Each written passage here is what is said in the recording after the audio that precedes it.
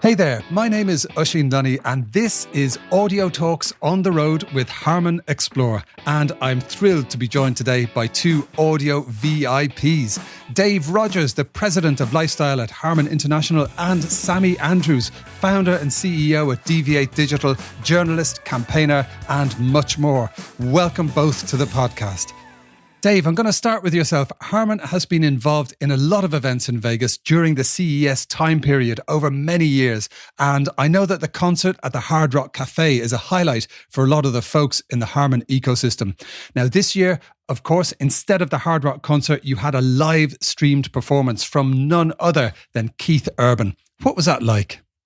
It was fantastic. We've been fortunate and delighted to invite our guests and our partners to incredible events over the years. We've had the likes of Elton John, Lenny Kravitz, Foo Fighters, and more. This year was just as spectacular as the past because we had Keith Urban dazzle us while he helped us celebrate the 75th anniversary of JBL. He gave an incredible dose of energy. He was shredding his guitar, and it was good, clean fun. That's very, very cool. So you could actually say the Keith Urban live streamed concert, shreds and all, at the end of your virtual event is something of a microcosm of what's been happening in the events industry. What kind of industry innovations have really moved the needle for you? We've seen a huge shift to virtual events over the past year. While they can never replace a live show, they're helping performers, their crews, and their fans get through this troubling time. It's estimated that live streaming and related performance technologies advanced more in the past 6 months than they would have done in 6 years. An astonishing 12 million people watched Travis Scott perform on Fortnite, and that's only the beginning. I looked this morning on YouTube. That video has seen 119 million views, so it really speaks to how many people have gotten involved on live streaming. And Sammy Andrews, turning over to you now. We've been hearing from Dave there about what's been happening in the US with virtual events, with that Travis Scott gig and Fortnite, and even virtual events replacing the HARMAN presence around the CES trade show. Now, what virtual events have really stood out for you in the past 12 months? I think there's been a really wide variety, actually, in terms of music industry. So obviously the Fortnite shows, but also BTS had, I think, the largest live stream of all time. They grossed millions and millions. And for standout shows, it's all really about the quality and making these seamless. Because one of the biggest challenges, I think, is in moving online. It's presented an incredible opportunity, but it also brings with it some challenges. If the audience that you are approaching aren't familiar with logging on and live streaming. And we work across our agency with acts that have, teenage fans right up to pensioners. And what we found over lockdown is that older generation, they're online now. So some of the most successful ones that I think I've seen for the right audience are catering for that audience, making it as simple as possible for a new generation, albeit an older generation, to get online. You just spoke there about new demographics coming online, about the unintended side effects of the pandemic and the lockdowns is actually opening up whole new markets for music. Where do you think this is going to go looking forward in terms of events and people enjoying music and enjoying entertainment? Well, I think from here, it only gets bigger. And I heavily suspect that going into this year, we're going to see a much more blended economy in terms of how live shows are monetized and how entertainment is received. So what we're already starting to see, and you can see it in some of the interactive streams online in the chat rooms, people that never thought that they'd get to see these artists in their hometown are suddenly able to access this. So that's an incremental revenue stream because those people would never have bought a ticket. So what I very much suspect that we're going to see is that, and I genuinely believe live events will return. We're already seeing it in some countries. That actually the live stream will now sit on top of that. I think we'll see that going forward. I think everyone will factor live streaming into their plans, which is already actually causing some problems with contracts. But then you also have real world issues between who owns that content. Is it artists, labels, or promoters? Because they all have separate contracts and separate deals. So I think we'll see a change in the way that those deals are set up going forward. So, there's a contractual element to that. But I certainly think that this is not going anywhere. People have now understood the value of a live stream, and whether that is on a very basic level connecting with your fan base, or on a bigger level, whether it's monetization, brand endorsement. There's been some serious money put on the table from brands in order to partner on live streams. So the opportunities are huge, I think, for the right artists. But flip side, you have a slight issue with new artists who may not have as big a fan base to be able to justify, doing something like that. I think there's a space in the market for something for them, or maybe for, big artists to be able to factor these bands as you would a support band on tour, factor them into your live streams. That's something that we haven't seen a lot of, that I hope we see going forward. That's so interesting. That's such an interesting kind of outlook there. Changes in consumer behavior are really changing the way the music industry works, and the live streaming genie is very much out of the bottle. So I'd like to turn over to yourself, Dave. Do you think that, given all of these different factors, do you think that society's relationship with music has changed during the pandemic? And what does that mean? I think that all the music and live streaming events have given people a much needed connection to the outside world. I think we're in a scenario now where it's almost like Groundhog Day. We get up in our homes and we do much of the same thing. Whether if you're working, taking phone calls all day. If you're commuting, you're masking up and you're trying to distance and you're isolated. And music gives us this connection to improve our mental health, provides us with hope. And I think people are yearning for a time to get back out and connect with others and be more social. Yeah, I totally agree. Music is, the best thing to bring people together and to lift their spirits, bar none, in my humble opinion. And so, Sammy, turning over to yourself, talk to us a bit about the impact of this changing relationship with music in terms of, how organizations and how society looks at music as a whole. Is this an opportunity to reevaluate things? Music has incredible value to me, both personally and professionally. There's a lyric from a Frank Turner song that says, everyone can find a song for every time they've lost and every time they've won. And I really feel that there's something in that, especially in those hard times. But what we have seen in the UK is a kick up of something called fixed streaming and broken record campaigns, which because of COVID and specifically the loss of live revenue, a lot of musicians and songwriters have been looking at the income that they do get from streaming, the value that if we're saying actually music's really, really valuable, but some songwriters going, but we're not getting any money. And it's ended up here in the UK in a parliamentary inquiry into the economics of streaming. Yeah. And we've heard from people including Radiohead, Nadine Shah, Nile Rodgers took part in the last one. What they're looking at now is the contractual basis, I guess, of the back end of streaming. The tracks that you listen to don't actually receive the payment for that one track. It's then split by market share. And there's an argument for something called user-centric payments, whereby every track you listen to would get money directly. And that's one part of what's going on at the moment in a debate. But there's also looking at whether streaming needs to raise its prices, which is a fair argument. Most streaming services have not raised their prices for over a decade. So there's a lot of arguments about is music being devalued is what's been asked at the moment. And if it is, how does that work out long term? Because when we come out of this situation, there's all kinds of issues here in terms of revenue. So even with hospitality being closed, there's a lot of lost performance revenue because no bars or restaurants have been playing songs. Obviously, there's been no festivals. We've got to think, coming up long term and looking not just at the immediate ramifications of COVID, but actually what do those long term ramifications look like?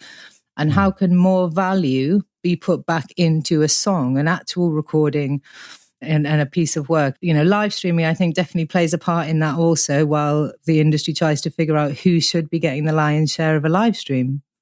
Yeah.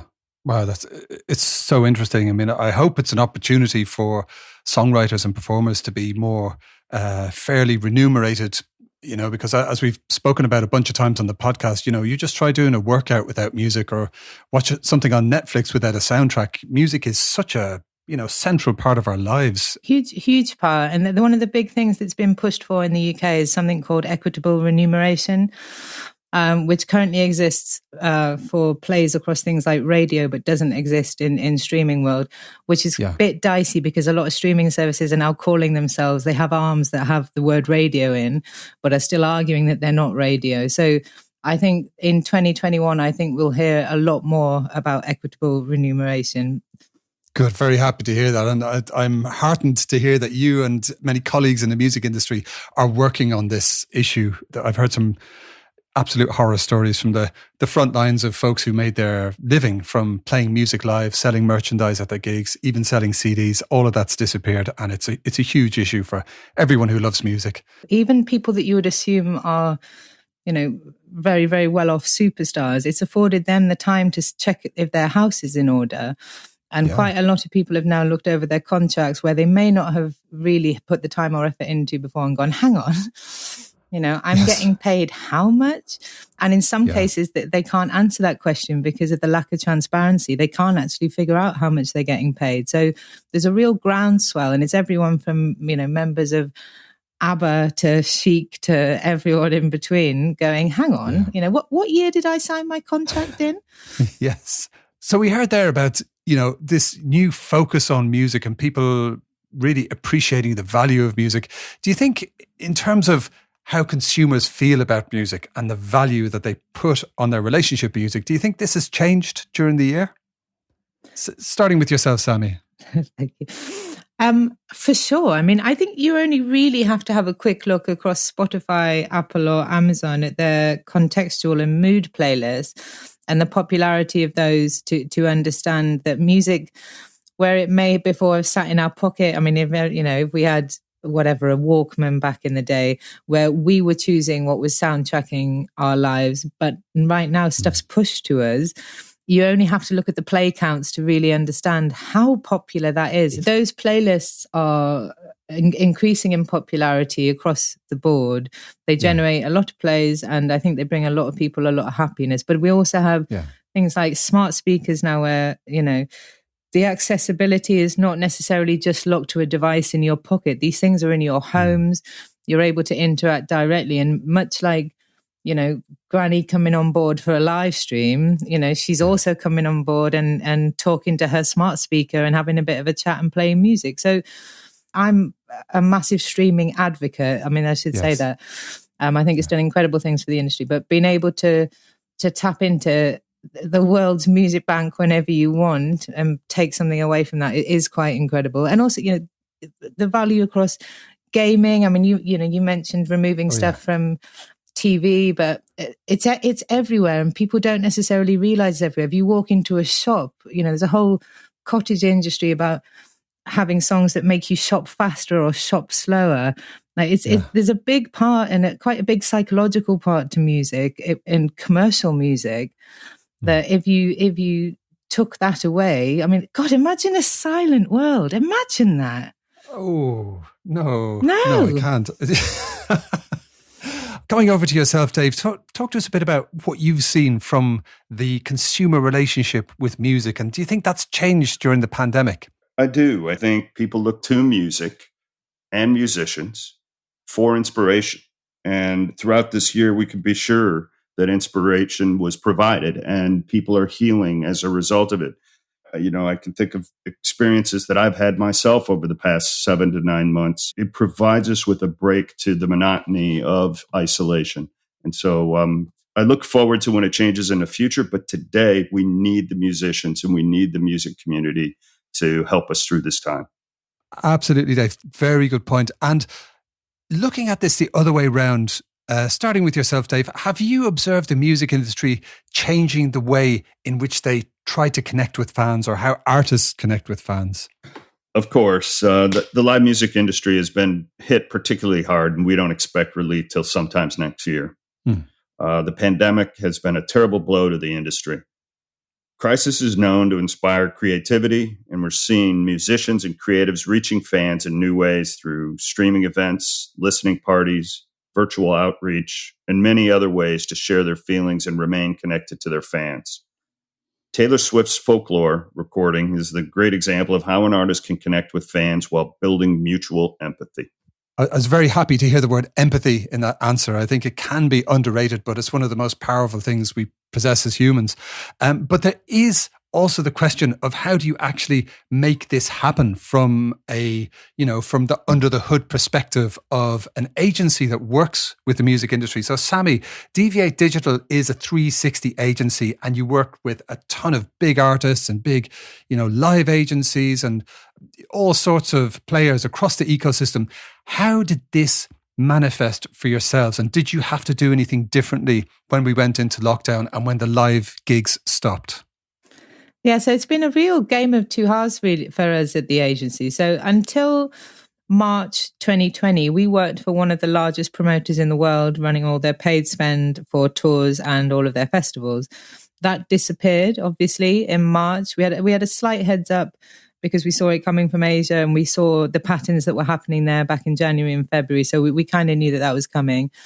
But it very, very quickly pivoted and shifted so that we were working with them but interestingly, major labels, independent labels, and artists and managers directly on trying to figure out now how you interact with people and monetize digitization throughout the year. So that could be live streams. It could have been general content, but one of the big takeaways was e-commerce. So people have been quite astounded by what's possible with digital advertising and also the platforms themselves. So YouTube have rushed out actually quite a lot of new tools to account for the live streaming age, things like green rooms, being able to do backstage stuff, monetization for comments on streams, which is a big thing in Asia that the Western world never really do.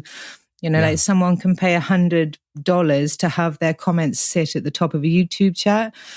Wow. And there's a lot of, so it's not just the industry that have been innovating. Big tech also has been trying to innovate. And I think there's rumors swirling, which I'm sure are true, about very large services doing deals directly with very large ticketing companies. So that they can become the big players in the live stream world. So in terms of innovation across stuff, it's certainly not all been doom and gloom. There's some really interesting stuff coming out of all of this. Yeah, indeed. And staying with yourself, Sammy, talk to us a bit about the kind of work that you do and like how you ended up doing this, because it's such an interesting place to hold in the entire music ecosystem, and it's hugely valuable. It's hugely ahead of the curve in terms of the adoption of digital technology. But I'm curious to know how your passion and love for music turned into this wonderful service that you provide to the music industry. My father gave me my first guitar when I was 4. I learned guitar, and until my teens, I was in some awful bands. But because I was in a small town, no one there knew how to use a PA system. And so I had to learn at 13 how to use, it was a really rackety old thing that we used to chuck in the back of a van, a PA system. I enjoyed it so much that I decided to go and do a degree in sound production. And whilst I was there, because I couldn't really afford to be there, I started putting gigs on and sort of fell into promotion, then fell into management through that. So I've had a very, very long relationship with music. But when I moved to London, it was just at the cusp of the start of the digital world. It's like we were one of the first people to place an ad on MySpace. Yeah, a very long-lasting relationship with both digital and music. But we saw very early on the potential to connect fans to artists online, and that does literally go back to MySpace days. It was a funny old thing if anyone's listening and they remember. But I think I was 18 or 19, and we had a number one record across Amazon in 6 countries with an independent band and a record label that we'd set up. Wow. But that was utilizing data to connect people. And what's happening now is that, but on a huge, huge scale. And I think one of the most exciting things for 2021 is going to be looking at how people take that up another level, because everyone's coming out of COVID with a slightly, new outlook on what's possible within digital and audio. Like, one of the big things from so many young artists is being able to, over COVID, they really have crafted their tools, that they know how to use Logic and Pro Tools, but they're coming out of this so much more knowledgeable than they went in. And I cannot wait to hear some of the creations, of as a result of that. Totally. Thank you, Sammy. That's a really interesting personal story, that path there from lugging amps into the back of a van and running the PA to, being a digital pioneer and that ending up where you are today. That's absolutely superb. And Dave, talk to us a bit about your relationship with music and how that's evolved throughout your life. I can remember my very first album like it was yesterday. I was a freshman in high school, and I bought Yes, Fragile. So that dates me a bit, but I've been a long time Rolling Stones fan. I saw them in 1984 and again and again and again and again. But I'm not just a rocker. I can remember I went through a Madonna phase. I've gone through a Diana Ross phase. There's so many artists. I have kind of an eclectic taste. I've done a bunch of country, of course, a Keith Urban fan, George Strait, Hank Williams Jr. I'm all over the map because it's just whatever influences me, emotionally, then I gravitate to it. And here we are today, and you're doing HARMAN ExPLORE, virtually instead of in Las Vegas. And you're also celebrating the 75th anniversary of JBL this year. So congratulations and happy anniversary. Now, the JBL brand has a legacy as a global pioneer at the heart of the entertainment scene. And it's been turning up the volume on audio experiences for, 7.5 decades. What are some of the iconic moments in pop culture that JBL has been behind? There's been so many. I think for me, one of the things that I was really happy to see in the last, let's call it 6 or 7 years, is the Grammys. We've supported Music Cares, the Grammys, and other events surrounding it through our sponsorship. We've been fortunate. I've been fortunate personally to entertain many of our customers there. And through that, I've been exposed to some incredible artists. And where possible, we use those artists as partners to help reach out to our customers, the people we're trying to connect to. And they do a fabulous job. BB Rexa is one of them. And we've had many others over time that help us in the music industry to tell our story. I can think of one event in particular where it was a Grammys and Music Cares where Tom Petty. Wow. I was fortunate to see him play at both events. And then that year he passed. So it was talk about an incredible experience that's just one of many. JBL's move into esports is something that we actually talked about in the last series of audio talks. So, this is a very modern, fast moving area. JBL is absolutely not standing still. It's really moving with the times. Yeah. And that's really, it touches us in a couple of ways. One is that we really want to be the best sound at any given price point, no matter what the consumer's doing, whether that's in our professional world or in the consumer world. And what we found over time is that as content becomes more ubiquitous and you can get it from the cloud and get it anywhere, we want to be able to be there. It's become more personal in some respects, and we needed to create products for those personal moments. We already make them for those public moments that we just discussed in concerts and bars and restaurants and arenas. But on these personal products, and gaming is one of them, we found as people went to the work from home, watch from home, game from home kind of mentality in the COVID environment, this was an area for us. It was an extension, a natural extension of us bringing great sound to just another experience that people like to do. Wonderful. Okay, the future is moving forward quickly, but let's just take another moment to look back. What's been your favorite virtual concert or event last year? Starting with your good self, Sammy. I think my favourite, there's Biffy Clyro put on an incredible stream. I think it was a Drift production who are part of ATC management. They were very smart, actually. At the start of COVID, they saw this coming, and they're responsible for producing some of the biggest live streams in the UK and Europe, actually, I think. They're very high production value, but it was perfect. It was from Barrowlands in Glasgow in Scotland, and it's an iconic venue here. It has very sticky floors, but that's part of its charm. There's a lot of pints get thrown around up there. But it really worked. And I was thoroughly engaged throughout. And it also really helped their album charting, which I thought was an incredibly smart use of live streaming in the release cycle. Brilliant. Barrowlands, absolutely love it. Sticky floors, yes, they are real. I don't think we'll be able to recreate that virtually. So moving over to yourself, Dave, what's been your favourite virtual concert or event of the past 12 months? I have two. The first one was an emotional one. I actually started crying because I'm going to get emotional talking about it, in which the Global Citizen event happened in April. And at that time, you think back, we didn't know what was going to happen. You know, everybody's talking about the death rates and things like that. And we didn't know when we were going to get communal. And this event comes on, and the Rolling Stones played virtually. And some of it was recorded clearly, but it struck me. And then more recently, Post Malone did a Nirvana kind of tribute.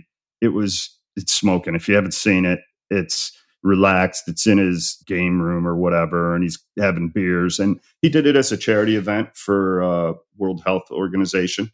So it was, for me, those were two that stood out. But there's many, many others in many, many genres that are compelling, quite compelling.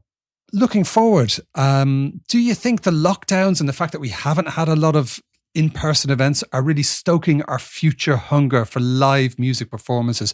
What do you think this all means looking forward?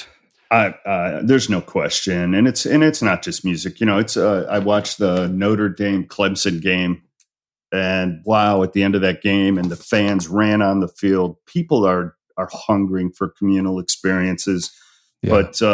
You know, look, one of the things I'm really proud about is how our professional solutions divisions really done a lot of different things, not just in the music community, hiring people that are out of work in order to support them and communicate with our customers and prepare for when this pandemic is over. We know the markets are going to open back up. We know our customers are going to come to us for great audio solutions to meet the needs of the consumers going in to listen.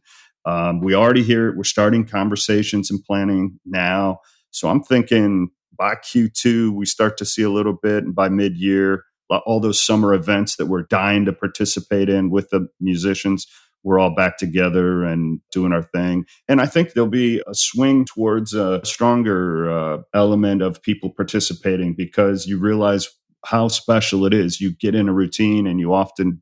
You don't know how special some of the talents are that you encounter on a daily basis. So I'm confident it's going to come back with a vengeance, and end of 21 and beyond is going to be great for everyone.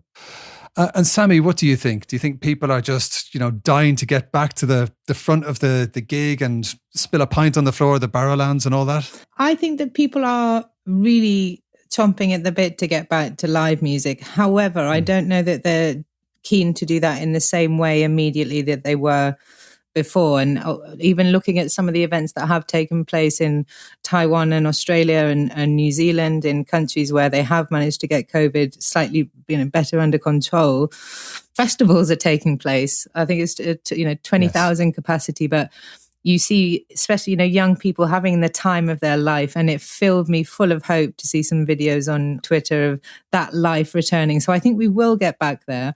But I do think it will look slightly different in the first stages. I think there will be a lot more attention on social distancing, on just, basic hygiene, which, let's face it, is not a bad thing.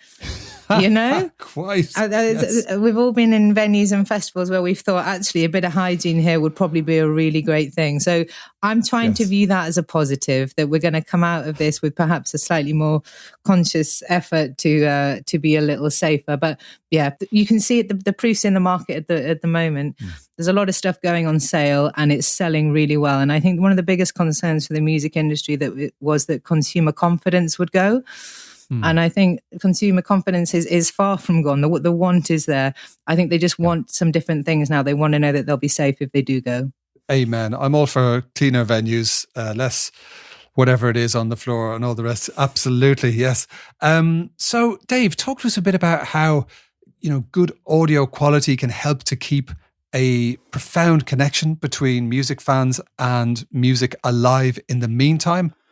So we've already begun seeing this both in our professional business and our consumer business, what I call the retail part of the business, where end user buys online or at a retail store, because people, as they're at home, they want to upgrade their experience. We see them buying sound bars. We see them buying, as we mentioned, gaming headsets. We see them buying podcasting for creating content for their computers. We have a new product called AKG Lyra, and it's like, I can't keep it in stock. The team is doing a great job, but people want to experience a better, either with their family experience or individually, as I said earlier. So I think that'll continue.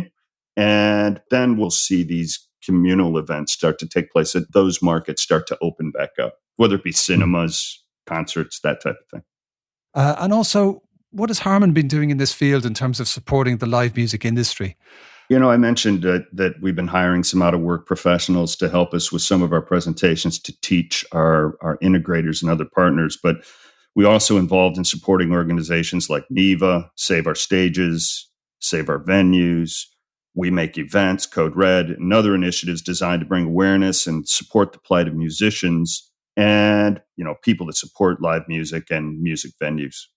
That's fantastic, Dave. Thank you. And Sammy, is there anything that you would recommend for Audio Talks listeners in terms of how they can support the live music scene? I think, a lot of the people that are being supported, that list is incredible.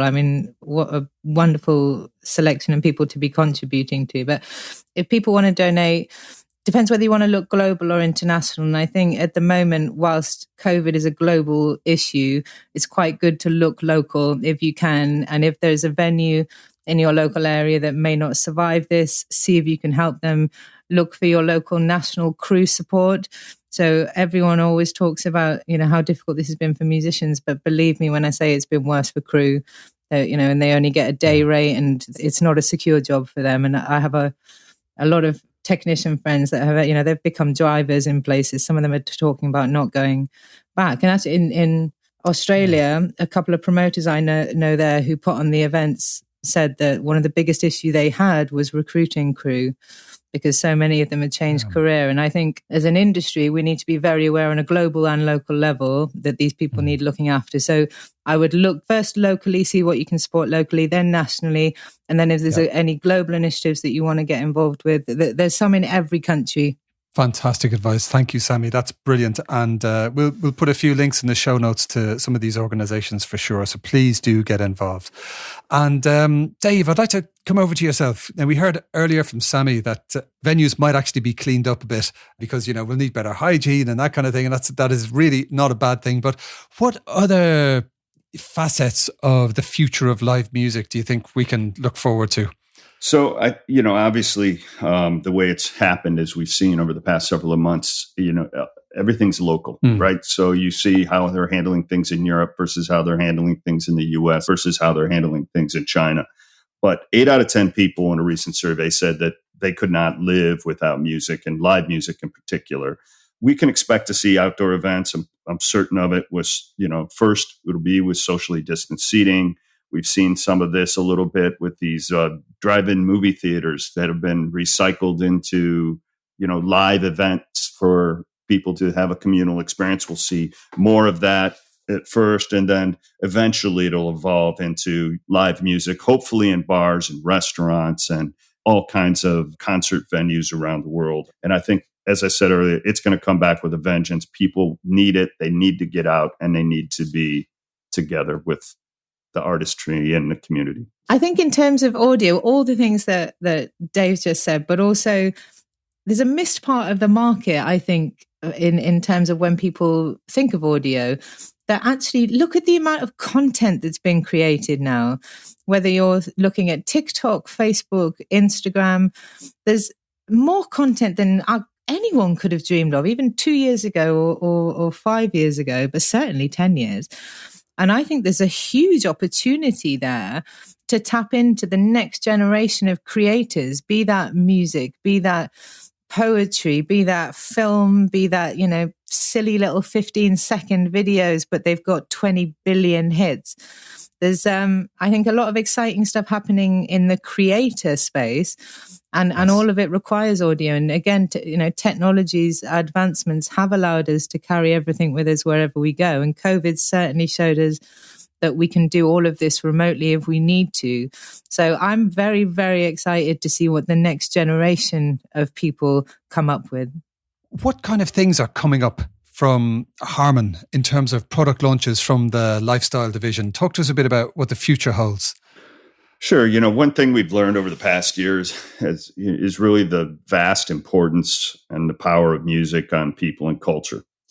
That gives the audio industry, and certainly Harman, every motivation to continue our quest to produce the highest quality acoustic listening devices in formats that people want to experience it in, and a wide array of price points. We see a real big investment on our side for both our businesses on true wireless, noise-canceling headphones, surround sound, Dolby Atmos systems. A big seller right now is our JBL Party Box line. It kind of provides a little mini concert for you at home. It's really fun product. But we believe the light at the end of the tunnel, it's happening. It's happening now. It's getting better. I think the music's getting louder, and we're going to be ready for it on the other side when it happens. Fantastic. So, Dave, we've got a lot of good things coming up from Harman, a lot of things to look forward to. Sammy, talk to us a bit about what's coming up from Dv8 Digital. We've got a really big year ahead. I mean, honestly, it's probably started at the end of 2020 for us setting up, but it's a mix of everything we're talking about, really. There's incredible new albums. There's some really innovative new e-commerce solutions.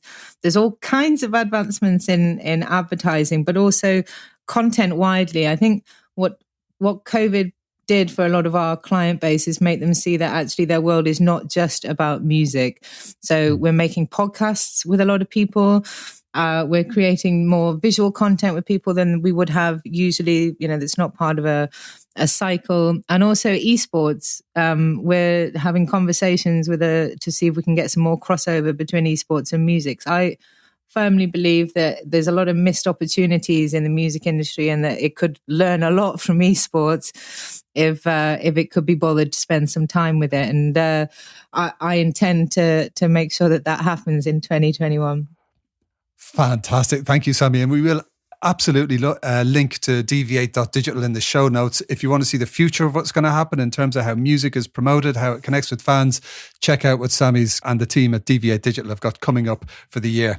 Okay, I've got one more question for both of you. I would like to invite you both to choose a track for our very special Audio Talks on the Road with HARMAN ExPLORE special edition playlist, starting with yourself, Dave. All right, I'm going to go with, like I said, I told you the Post Malone cover. I don't know if you can peel it out of his presentation, but the final track on that he plays is called "Bloom" by Nirvana, and amazing. It's thunderous, and I recommend it to everyone. Fantastic choice there. Thunderous Nirvana covers. Tick, tick, tick. How about yourself, Sammy? What's your choice for the playlist? Given our conversation today, I'm going to go with Frank Turner, I Believe, which is all about why we all, I believe, love the music industry. And I just think it's really resonant for the moment right now. And I thoroughly encourage you to check it all out. Fantastic. I really look forward to that. And Frank Turner has been a tireless campaigner. He made over £400,000 just on his own for the Music Venue Trust in the UK by putting gigs on in his living room every Thursday. In the UK, also helped musicians, raised over, I think it was 11 million, but definitely more than that. But they've helped over 18,000 musicians that may not have survived without them. So yeah, anyone, that's taken the time to help others over this time needs a little shout out. Absolutely. Yeah, I'm a huge fan of the work of the Music Venues Trust. They are just heroes of last year and moving forward for sure. And my own contribution to the playlist, as we are on the road with Harman Explore, I'm going to add Rise by Public Image Limited, which I like the lyrics of. Thank you so much for joining us on Audio Talks on the road with Harman Explore, and thank you to our two audio VIPs, Dave Rogers and Sammy Andrews. Listeners, don't forget to subscribe, comment, share, and generally get involved. We'll be back soon for some more fascinating audio talks, but until then, may the road rise with you. See you next time.